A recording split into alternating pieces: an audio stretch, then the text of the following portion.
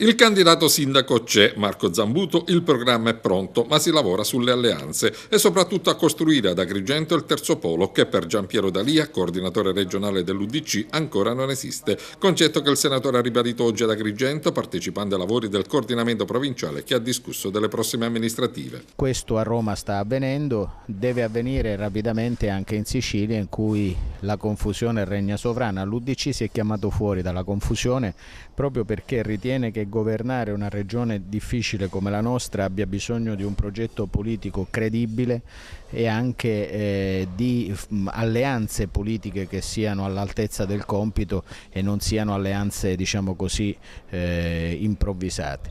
Sì, ha ragione Daniele, in Sicilia non esiste perché il governo lombardo è nato prima del terzo polo. Nel paese è una realtà affermata, in crescita se si guardano anche i sondaggi di questa stessa settimana. E allora io credo che di strada davanti da fare ne abbiamo tanta se mi soffermo a quello che è il rapporto in questo momento tra noi, il Presidente della Regione e il suo movimento politico. Zambuto, candidato sindaco di Agrigento. Ma oggi alle viste non mi pare che ci siano altre proposte, vedo una serie di incontri, di forum tendenti a individuare candidature, intanto una candidatura sul piatto c'è. Da parte sua Zambuto si dice pronto alla battaglia elettorale, forte di 5 anni di amministrazione della città che a suo giudizio ha saputo risollevare. Io sono stato ogni giorno qui per invertire una rotta, evitare che il comune di Agrigento fosse oggetto sempre di lottizzazioni e condizionamenti e spartizioni.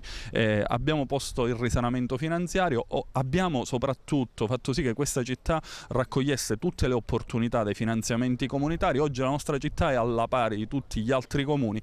Abbiamo segnato una inversione di tendenza, abbiamo indicato una rotta.